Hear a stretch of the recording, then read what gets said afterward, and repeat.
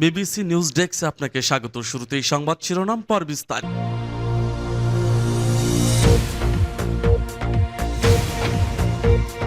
জানিয়ে দিব আমাদের হাতে থাকা সর্বশেষ গুরুত্বপূর্ণ আপডেট বাংলা সংবাদ। নারায়ণগঞ্জে শেখ হাসিনা ও শামীম ওসমানের নামে হত্যা মামলা। জানিয়ে দিব ছাত্র আন্দোলনের গুলিতে শিক্ষার্থী নিহত মামলা নারায়ণের মধ্যরাতে লালবাগ থানা ঘেরাও। আরো জানিয়ে দিব পিলখানা হত্যাকাণ্ড মামলায় পূর্ণ তদন্তের আবেদন করতে পারবেন আসামিরা। এবং আরো জানিয়ে দিব আতঙ্কে সেই পুলিশ কর্মকর্তারা যারা আওয়ামী লীগের দলবাজ হিসেবে চিহ্নিত।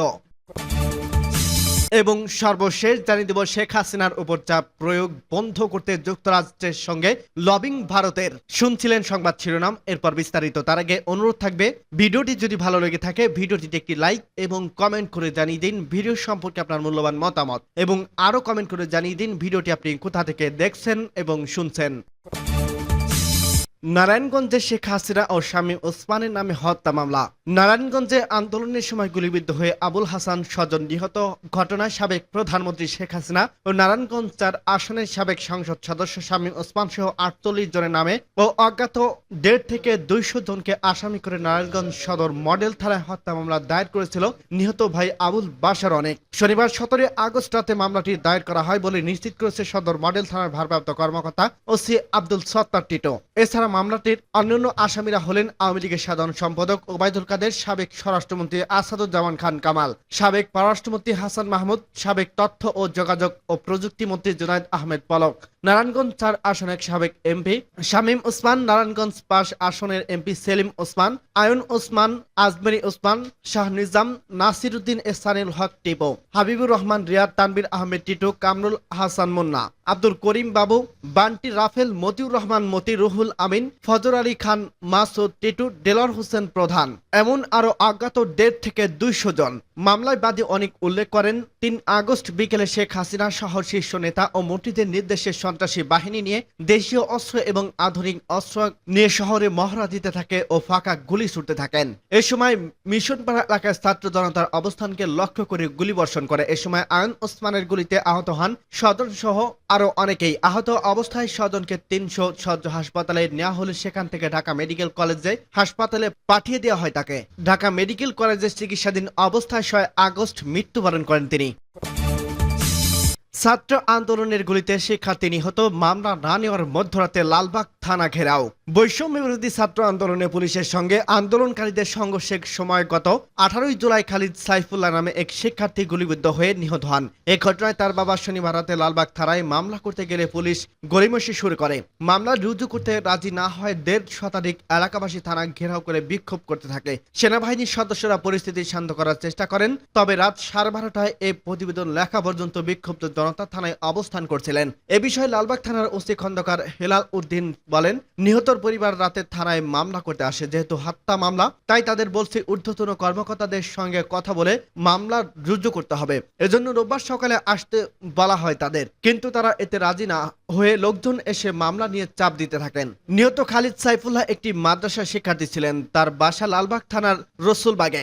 ১৮ জুলাই আন্দোলন চলাকালে গুলিবিদ্ধ হয়ে তার মৃত্যু হয়। পরে ময়নাতদন্ত শেষে মরদেহ দাফন করে পরিবার। এলাকাবাসী জানিয়েছে সাইফুল্লাহকে গুলি করে হত্যা করা হয়েছে। এই ঘটনায় শুক্রবার পরিবারের সদস্যরা মামলা করতে থানায় গেলে পুলিশ মামলা না নিয়ে ফিরিয়ে দেয়। এ কারণে গতকাল রাত 10:30টার দিকে এলাকাবাসী সহ নিহতের বাবা মামলা করতে থানায় যায়। পুলিশ মামলা না নেওয়ায় এলাকাবাসী থানায় ভিডিও করে রাতেই সামাজিক যোগাযোগ মাধ্যমে ছড়িয়ে দেন। এই ভিডিওতে এক তরুণকে বলতে শোনা যায়, সাইফুল্লাহর বাবা শুক্রবার মামলা করতে এসেছিলেন, কিন্তু পুলিশ মামলা না নিয়ে ফিরিয়ে দিয়েছে। আজকে শনিবার মামলা করতে এসেছিলেন, তাও নেওয়া হয়নি। ওসি আওয়ামীপন্থী হয় মামলা নিচ্ছে না, কিন্তু মামলার রাতেই নিতে হবে, অন্যথায় আরো শিক্ষার্থী থানায় আসবেন। মামলা না নেওয়া পর্যন্ত তারা থানা থেকে যাবেন না। অপর এক তরুণ বলেন, সাইফুল্লাহ শহীদ হয়েছেন, তার বাবা মামলা করতে এসে কেন বারবার ঘুরবেন? বিচার চাইতে এসে কেন হয়রানির শিকার হতে হবে? আজিমপুর আন্দোলনকারী শিক্ষার্থীদের উপর পুলিশ সেদিন নির্বিচারের রাবার বুলেট, টিয়ার শেল এবং গুলি ছুটছে। থানায় এক কর্মকর্তা জানান, লোকজন জড়ো হওয়ার পর সেনাবাহিনীর সদস্যরা পরিস্থিতি সামাল দেওয়ার চেষ্টা করেন, কোনো অপ্রীতিকর ঘটনা ঘটেনি। পিলখানা হত্যাকাণ্ডে মামলায় পূর্ণ তদন্তের আবেদন করতে পারবেন আসামিরা। আওয়ামী লীগের আমলে এক করা হত্যাকাণ্ড মামলা চূড়ান্ত নিষ্পত্তির অপেক্ষায়। দেড় দশক আগে তৎকালীন বিডিআরের সদর দপ্তরে পিলখানায় সংঘটিত হয়েছিল নরকীয় হত্যাযজ্ঞ। ওই দিন ব্রাশ ফায়ার করে নির্মমভাবে হত্যা করা হয় বিডিআরের মহাপরিচালক সহ 57 সেনা কর্মকর্তাকে। নৃশংস ওই হত্যাকাণ্ডের ঘটনায় করা মামলার বিচারের 2টি ধাপ সম্পূর্ণ হলেও 3য় ধাপের বিচার এখনো শুরু হয়নি। এ প্রসঙ্গে আসামি পক্ষের কৌশলী অ্যাডভোকেট এম আমিনুল ইসলাম বলেন, যে কোনো পর্যায়ে মামলার পূর্ণ তদন্ত করার সুযোগ রয়েছে। আমরা আসামি পক্ষ বিভিন্ন সময় বলে আসছি যে এই হত্যাকাণ্ডের সুস্থ তদন্ত হয়নি।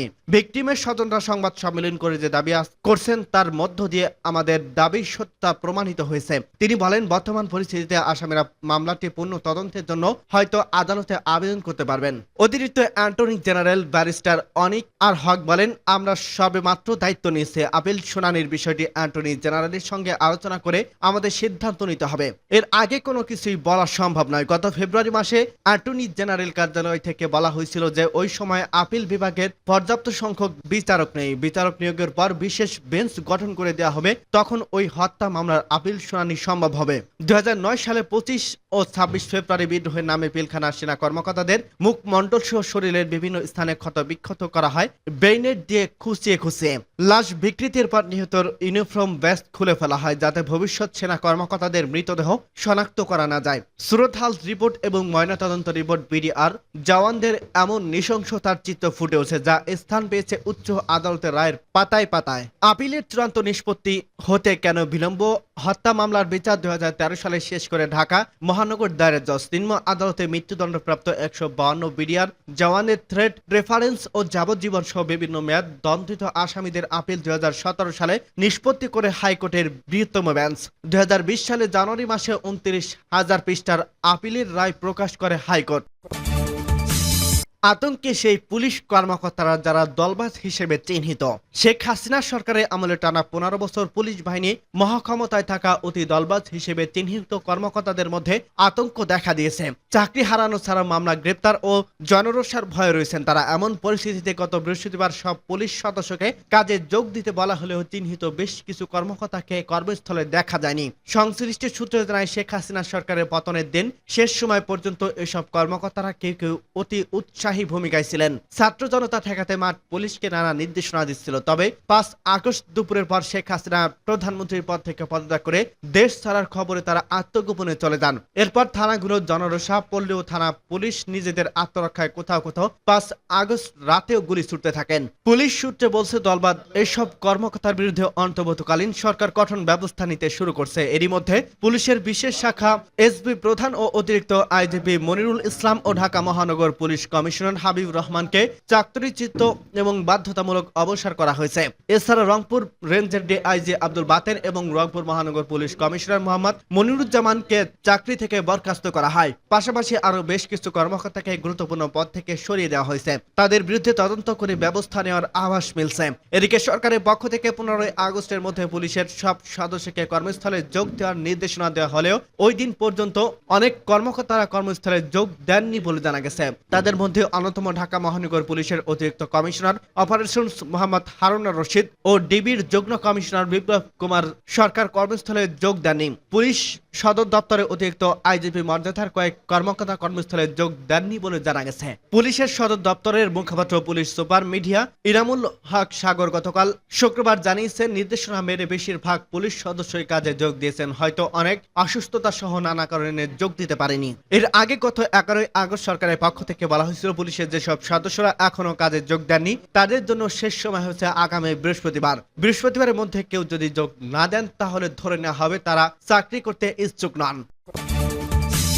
শেখ হাসিনার উপর চাপ প্রয়োগ বন্ধ করতে যুক্তরাষ্ট্রের সঙ্গে লাভিং ভারতের। সম্প্রতি মার্কিন সংবাদ মাধ্যম ওয়াশিংটন পোস্টের একটি প্রতিবেদনে মার্কিন ও ভারতীয় কর্মকর্তাদের উদ্ধৃতি দিয়ে বলা হয়, বাংলাদেশের রাজনৈতিক উত্তেজনা বাড়ায় শেখ হাসিনা ক্ষমতাচ্যুত করার আগে যুক্তরাষ্ট্রকে বাংলাদেশ ইস্যুতে স্থিতিশীল প্রদর্শন করার উপর চাপ দিয়েছিল ভারত। ওয়াশিংটন পোস্ট জানিয়েছে, একের পর এক বৈঠক ভারতীয় কর্মকর্তারা দাবি করেন যে বাংলাদেশ নিয়ে যুক্তরাজ্য যেমন তাদের গণতন্ত্রপন্থী বক্তব্য কমিয়ে দেয়, যদিও একটি উন্মুক্ত নির্বাচনের মাধ্যমে বিরোধিতা ক্ষমতায় এসে তাহলে বাংলাদেশে ইসলামপন্থী গোষ্ঠীগুলোর প্রজনন ক্ষেত্রে পরিণত হবে। এটি ভারতের জাতীয় নিরাপত্তার জন্য হুমকি হিসেবে দেখা দেবে বলে দাবি করেন ভারতীয় কর্মকর্তারা। ভারতীয় সরকারের একজন উপদেষ্টার নাম প্রকাশ না করার শর্তে বলছেন, আপনারা বিষয়টি গণতন্ত্রের দিক থেকে দেখবেন, তবে আমাদের এই জন্য এইসব ইস্যু অনেক অনেক বেশি গুরুতর এবং অস্তিত্বের। তিনি বলেন, আমেরিকানদের সঙ্গে আমাদের অনেক আলোচনা হয়েছে, সেখানে আমরা বলেছিলাম এটি আমাদের জন্য একটি উদ্বেগের বিষয়। আমাদের মধ্যে কোনো ধরনের কৌশলগত ঐক্যমত না থাকলেও আপনি আমাদের কৌশলগত অংশীদার হিসেবে নিতে পারবেন না। শেষ পর্যন্ত বাংলাদেশ নিয়ে সুর নরম করে বাইডেন প্রশাসন, এমনকি হাসিনা সরকারের উপর নিষেধাজ্ঞা হুমকি স্থগিত করেন। যুক্তরাষ্ট্রের এমন সিদ্ধান্ত বাংলাদেশের অনেক হতাশা নন, তবে মার্কিন কর্মকর্তারা বলছেন তারা হিসাব নিকাশ করেই এই সিদ্ধান্ত নিয়েছেন, এতে ভারতীয় চাপের খুব একটা সম্পর্ক নেই।